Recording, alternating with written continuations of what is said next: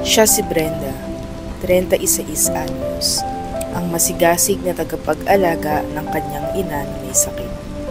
Kilala siya sa kanyang masiyaing personalidad, ngunit sa kabila ng ito ay may mga pagsubok siyang tinitiis. Sa bawat araw na lumilipas, hindi biro ang mag-alaga ng may karamdaman. Pero si Brenda, kahit pagod at minsan ay gutom, ay patuloy na nagsisilbi ng walang kapalit.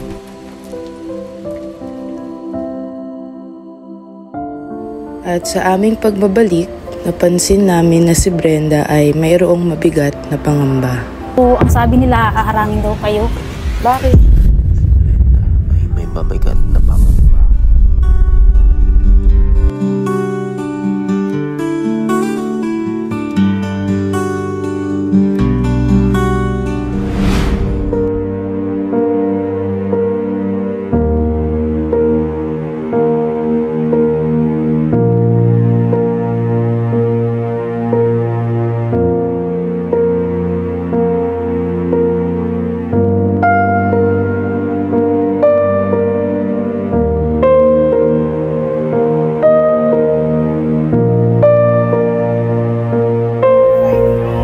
So eto guys, welcome back to my channel. So ngayon po ay dinalaw na po natin ulit si Brenda at pasensya na natagalan po tayo sa pag-update sa kanila kasi ang layo po ng kanilang tirahan sa amin. So isang oras po higit ang biyahe kaya ngayon lang po natin ulit nabalikan si Brenda. Ayan, kamusta ka na, Brends? Ito naman. Ba't parang nanghihina ka na? Kumain ka na ba? Ay, dinamdamad pa akong kumain. Dinamdamad. Hindi ka pa nanananghalian? Anong oras na? Hindi nga. Sino kasama mo? Si mama nandyan. Si mama mo. Mukha kang malungkot pero matutuwa ka sa aming mga bit-bit sa'yo ngayon. So meron kami isang sakong bigas. Yung isang sakong bigas na yan, Brenda, ay nagpabigay niyan si Tita Brenda Sanchez din. So ano masasabi mo kay Tita Brenda? Maraming salamat sa kanya sa binigay niyang isang sakong bigas. Para yan sa inyo ni mama mo tsaka ni kuya mo. Siyempre sa akin may dala din akong mga ano sa'yo. Groceries. Nandiyan ang gusto mo. Pansit Canton na kalamansi. Baka makakain ka na pagka tapos na ito. O, tara, tara dito tayo. Pasok tayo kay...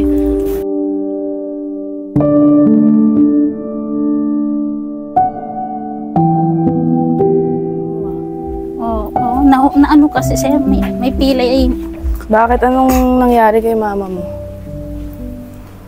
Ay, gusto... Ayun, pinahilot lang yun niya siya doon para makaakala para daw makalakad. Kamusta naman? Ano nangyari nang pagtas ng hilot? Ay, gayam pa rin. Masakit pa rin daw.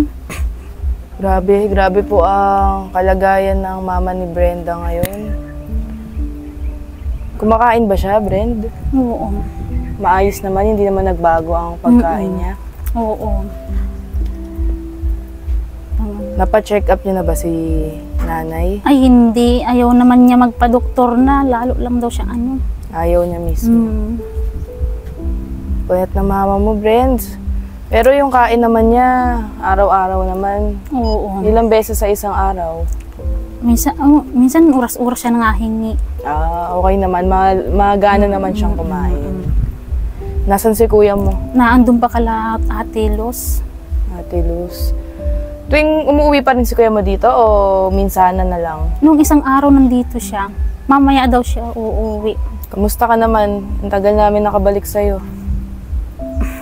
Bakit? Wala lang. Okay ka naman? Medyo ano lang, na-stress lang ako kasi ang dami niya lang, kung sa kumbay, inano nila ako dito eh. Ano? So, ang sabi nila, haharangin daw kayo. Bakit? Sino nagsabi? Kasi nagsisinungaling daw ako sa inyo. Sino nagsabi niyan? Yung dyan sa labas. Bakit? Bakit? Ba't? Paano nagsisinungaling? Sabi niya, pag ano daw, binubulaanan ko raw kayo na sabi ko daw, hindi naman daw ako marunong magpalit ng diaper kay mama, ganun. Ang iniisip nila, hindi totoo ang pinapakita mo dito sa camera. Na hindi naman talaga ikaw nag-aalaga sa mama mo. Sabi niya, hindi daw marunong. Sino nagsabi yan? Kapitbahay nyo? O sa labas? Sa labas yun. Yung kinakainan nyo? Hindi, yung tapat nun. Sus, hayaan mo sila, Brents, at basta kami, sa'yo kami maniniwala, sa inyo ni mama mo, kayo tinutulungan namin. So, wag kang natakot ka ba na baka hindi ka na namin balikan? Nakausap nila kami. Ha? Hindi lang daw niya kasi kayo matsimpuhan eh. Sus, huwag kang mag-alala doon, Brents. Kakampi mo kami at nakita naman namin ang kalagayan ni mama mo. Huwag kang mag-alala. Iiyak ka naman, pumupunta na lang kami sa'yo, umiiyak ka. Huwag ka na mag-alala kasi bira man kaming makadalaw sa'yo, hindi man kami laging nakakadalaw sa'yo. Hindi ka naman namin pababayaan, kayo ni mama mo. Malayo kasi ang bahay namin sa tinitirhan nyo, 1 oras higit kasi ang biyahe. Kaya hindi ka namin agad nababalikan. At saka wala talaga kami sasakyan, nakikigamit lang kami ng sasakyan. Kaya syempre pag may pupuntahan sila Tatay Hindi niyo Santos. kasama si Kalingap Dan? Hindi namin kasama si Kalingap Dan eh, kasi may sariling misyon si Kalingap Dan. Siningit ko lang talaga to dahil baka wala na kayong groceries dito. Pala, Brents, huwag ka nang masyadong malungkot at matakot dahil kitang-kita ko sa mukha mo yung pag-aalala mo. Kaya pala kanina pagpasok namin parang takot ka. Ang naisip mo ba, hinarang kami, tas may sinabi sa amin? Parang ganun. Wala naman. Meron silang kasiyahan doon. At saka kahit ano man ang sabihin sa amin, Brents. Nakita namin ang kalagayan ni mama mo. Ikaw, diba? So, wag kang matakot sa sasabihin ng iba. Ang mahalaga kami, nakakausap mo kami. Kami yung tumutulong sa'yo, sa amin ka lang makinig. At wag kang matakot kasi kahit ano man ang sabihin nila, kami naman mismo ang nakakita ng sitwasyon nyo. So, wala kang dapat alalahanin. At saka ito, may nagbigay sa'yo ng 3,000 cash. Galing to kay Miss Jellarden Domingo. So, nung nakaraan pa to, Brents, kaso lang, nung nadalaw kita, late na niya nasabi after ilang days pa. So, ngayon ko ibibigay sa'yo itong 3,000. Cash yan, para yan sa inyo dito. Gastusin mo yan kung ano man pangangailangan nyo, lalong-lalo na ni mama mo. So, anong masasabi mo kay Miss Jellarden? Ay, salamat Miss Geraldine. At palaging tulong itong binigay mong 3K. Mabibili ko ang lahat ng kailangan dito sa bahay na wala. Wala. Ano bang kailangan nyo dito sa bahay na na wala pa? Wala na kasing tuyo, wala nang kasing suka. Ay, may groceries tayo dyan. Pero, nito, sabihin mo din yan kay kuya mo, Brents, para alam niya na may natanggap ka. At saka, syempre, matulungan ka kayo ni mama mo kung ano man ang talagang dapat nyong gastusin dito. So, malaking tulong ba yan sa inyo? Oo, malaking tulong na yan. Okay ba? Sumaya ka ba sa iyong na-receive na blessing? Oo, masaya kasi kahit wala sila sa politiko, nakakatulong sila. Oo. May mga taong nanonood sa'yo, so madaming nag-aabang para makamusta ka ulit. Kaya pasensya na at ngayon lang kami nakabalik talaga. So pinilit din namin to kasi sobrang busy. Pero yan, si Miss Jellarden tsaka si Tita Brenda ang tumulong sa'yo sa bigas tsaka yan sa 3K cash dahil naawa sila sa sitwasyon mo. So, si nanay, kamusta naman siya? Ang balita ko din daw niyo siya kay Tatay Santos. Oo. Yan, si Tatay Santos, guys, beneficiary po siya nila Kuya Brooks.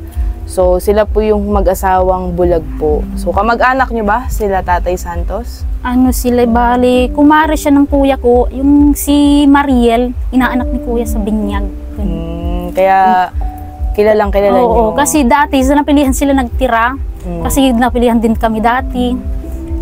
So, kilala ko sila, kahit nung baby pa, simula nung baby pa si Mariel, kilala ko na nakita ko na yung bata niyan. Kaya, kilala namin yan. Paano niyo dinala si nanay doon sa kala Tatay Santos? Nag-commute lang kayo? Siya, yung kamag-anak ni Ate Luz, yung mayroon howler siya, yun na lang doon sinakay. Ilang araw si nanay doon? Siguro ay mga Pitsa City, nandito na rin siya, pinaano ko na rin at sabi ko baka nagagalit pa nga yung anak. Sino po, Nay? Hindi ako. Bakit po nagagalit? Bakit daw kami naroon doon? Ano po bang ginawa niyo doon, Nay? pinahit yung braso ko. Masakit po ba braso nyo? Wala eh. Nalaglag ako yan lagi. Nalalaglag ako pag ito eh. Nalabas. Uy, pagka umiikot po kayo mag-isa, Nay, paano yung pag nahuhulog po kayo, matagal po kayo dito sa sahig bago kayo nakukuha? Pag na-social media, bintay nakukuha agad ako. Ito pag susunod hindi. Lagi po ba yan, Nay, nangyayari? 2 beses lang mo bintay ano. May pilay ba si Nanay Brens? Meron yan kasi dati kasi, nadapa kasi yun dyan sa patwin, pag-iigib. Oo. Ay, napatiin daw yung ganito, kaya may pilay siya. Tapos meron dati pang, yung tagiliran niya, meron din siyang pilay kasi tinadyakan siya ng step, ano niya, daughter, yung, Uy, Diyos ko. yun ang sabi.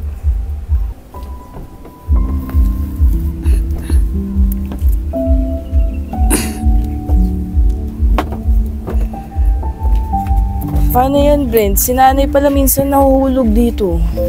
Wala siyang kasama.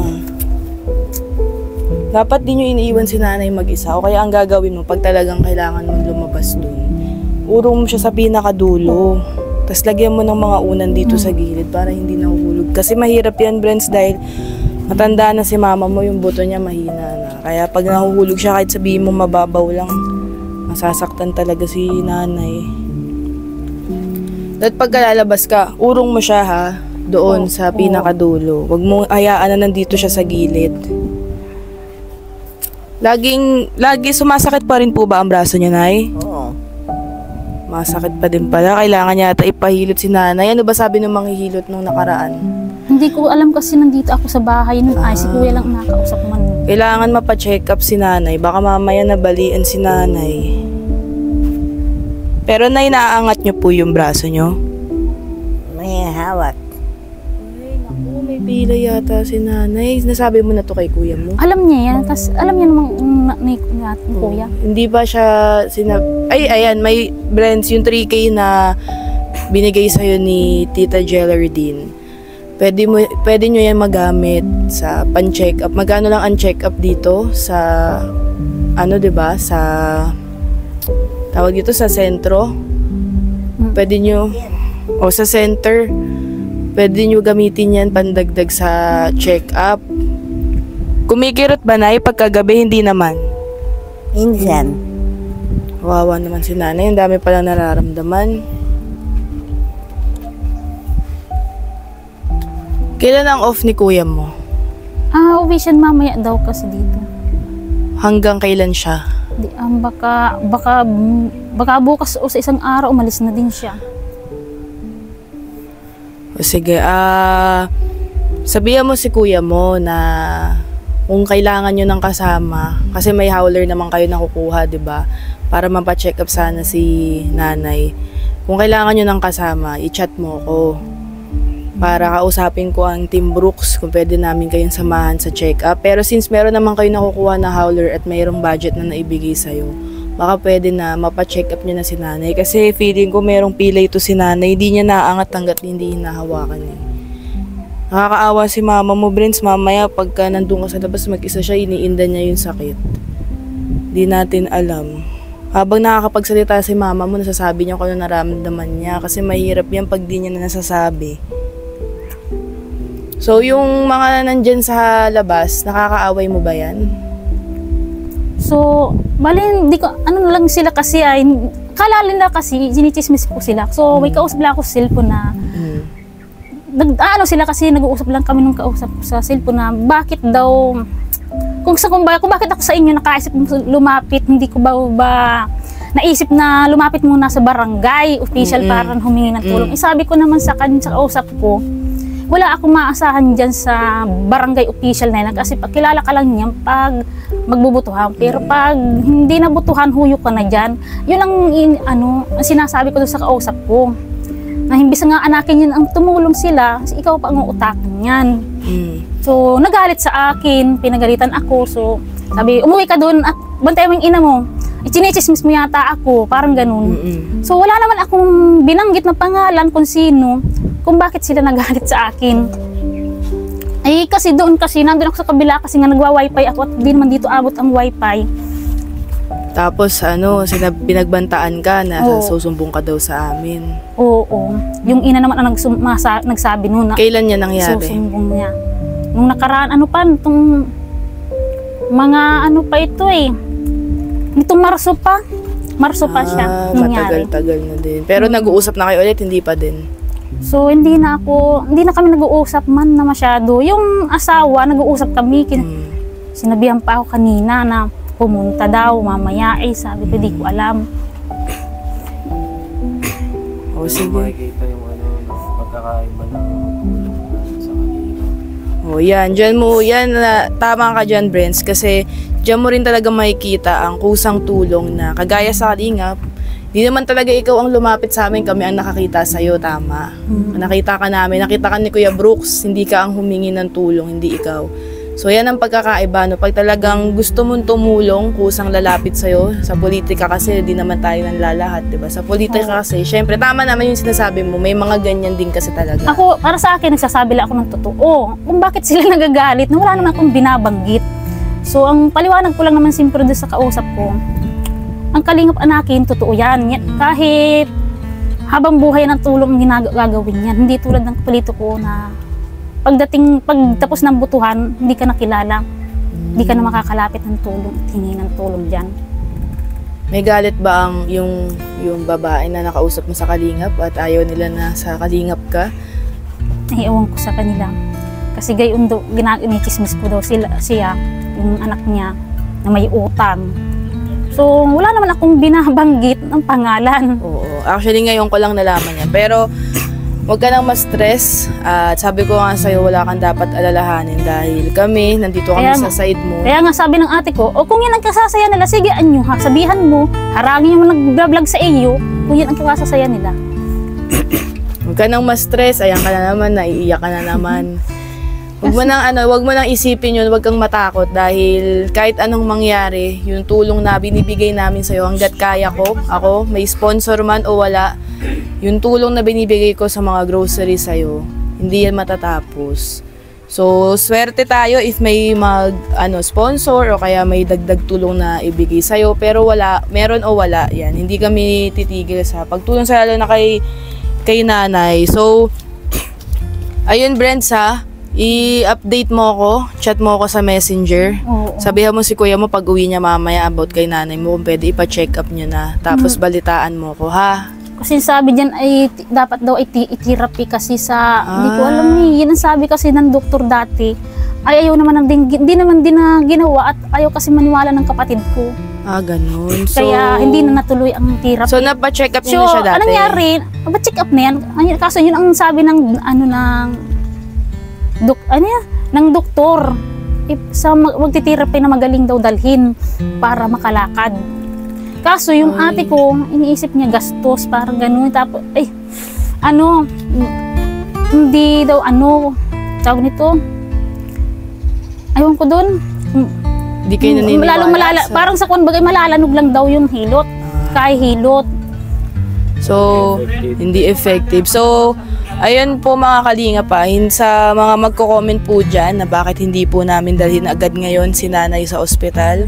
Yan, una po sa lahat, wala po ang nakakatandang kapatid dito ni Brenda. Hindi po tayo pwede mag-bypass at tayo ang magdesisyon sa kalagayan ni nanay. Kailangan po muna natin ng permission ng pamilya ni Brenda. So, kaya sinasabi ko po sa kanya, i-update niya po tayo. Gaya niyan, nalaman po natin na hindi po sila approve sa pagdala sa ospital. Kaya kakausapin po muna siguro namin ang kuya ni Brenda para po doon, syempre sa kalagayan ni nanay ngayon. Di na rin kami magtatagal Brenda dahil may dadaanan pa kami na isa. Si beneficiary o si Erica. Kalala mo din ba si Erica? Oo.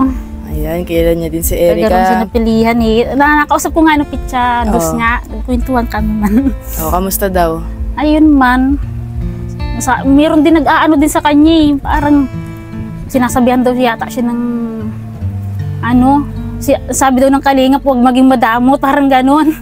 Paano wag maging madam? Ewan ko sa mga tao kasi kasi gusto minsan nila na yung sinishare kay Erica ay pamimigay din ni Erica sa kanila? parang ganon. Parang sila. Mahirap ang mga nangyayari Ganon na parang Mga kapitbahay.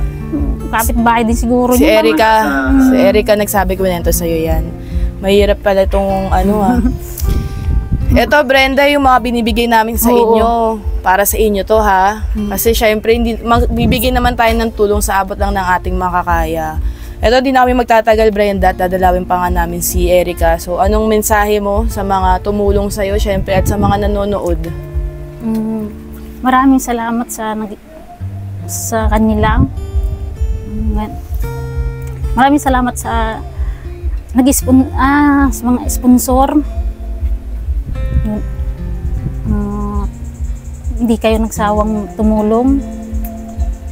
Messenger, kausapin mo na lang din muna sila kuya mo kung gusto na lang pa-check up si nanay. Pero kung hindi din namin kayo pipilitin, syempre si mama mo kayo pa rin ang may desisyon dyan. Basta yung binigay namin sa yung tulong, si Miss Jellery din, sabihan mo na lang din yan kala kuya mo para alam din nila. At ayun, may pandagdag na kayo sa gastos dito. Nay, okay lang po kayo? Kumain na kayo, Nay? Kumain na. May mga dala kami na inagatas mo dyan, ha? At saka mga pagkain nyo, delata, biskwit. Kapag nagugutom ka, Nay, may papapakin po kayo. Maraming salamat sa inyo. Pagkakaya namin bumalik, Nay, agad-agad babalik po kami. Pasensya na dahil natatagalan kasi nga po malayo po kami dito. At saka wala po talaga kami sasakyan. Pero wag kayong mag-alala, Nay. Babalik po kami at lagi ka naming dadalahan ng mga groceries mo. Malaking tulong na din ba yan sa inyo, na yung mga groceries? Masaya ka po ba pag nakakakuha po kayo ng groceries? Hindi na kami magtatagal, Nay, para makapagpahinga na din kayo. Isa lang electric fan yung Brands? Ay, meron pa yun. Yun. Baka naiinitan ng sobra si nanay. Nay, mauna na kami yung mga groceries, ha. Nandito po. May isang sakong bigas din pala kayo, Nay. Di na kayo mamroblema sa bigas. May nagbigay po sa inyo. Salamat, Nay. Bye-bye po. Bye-bye. Ingat po. Uy, Brent, si nanay baka mahulog na naman, ha. Ayun. Yun o. Naiyak ka? Ha? Bakit? Ano ba, may iniisip ka pa din? Hindi, sabihin niya na lahat kasi parang... Sabihin mo na lahat para alam namin bago kami umalis. Baka mamaya may problema ka pa ba? Yun nga lang yung sinabi ko kanina sa inyo. Nag-aalala ka doon na baka di kami bumalik. Sinisiraan siya, Nay? Natatakot ka baka di ka na namin balikan? Ano iniisip mo? Sige, sabihin mo para alam namin. Para di ka nai-stress. Ano? Ayun nga, yung nga sinasabi nila dyan. Binabaliktad kasi nila ako. Wala naman akong sinasabing mareklamo ako sa barangay. Sabi, wag daw ako magreklamo sa barangay kasi may kalingap. Kasi mag-i-interview daw kayo sa barangay. Wala daw ang kalingap, sabi sa akin. Naninindak sila. Oo, parang ganun. Huwag ka nang ma-stress, Brents. Basta sabi ko sa'yo, kung ano man mangyari, nandito kami sa side nyo ni nanay. Tsaka wag mong iisipin na baka hindi ka na namin balikan kasi baka may sabihin o kaya harangin kami. Kahit harangin nila kami, Brents, babalik at babalik kami sa inyo. Yun lang ang lagi mong isipin. I-chat mo ako sa messenger kung sakaling manggulo ulit sila sa'yo, ha? Oo.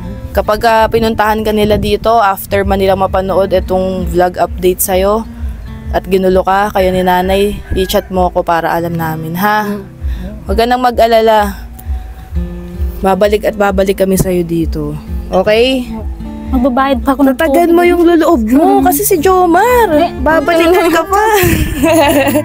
Sige na. Malabas din ako, mabayad ang akin ako eh. Si nanay, ayusin mo muna. Ayun na siya, maayos na siya kasi naandyan siya eh. Okay lang po kayo na ilalabas daw po si Brenda saglit. Okay lang. Sige na, Nay. Maraming salamat po sa inyo. God bless, Nay. Ay, di ko alam kung kaya pa ako. May diaper dyan, ha? May diaper din po dyan, Nay. Bumili po kami diaper niyo kompleto. Halika na. Ang bigas, isa pasok mo. Ayan yung bigas. Ewan ko, kaya.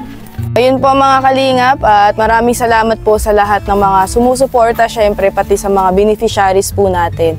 Yan, first time po na syempre na may ganitong issue sa ating beneficiary na hinaharang daw ang beneficiary para sa Kalingap. Pero yun nga sabi sa'yo, Brents, huwag kang mag-alala. Tatagan mo lang yung yung loob mo.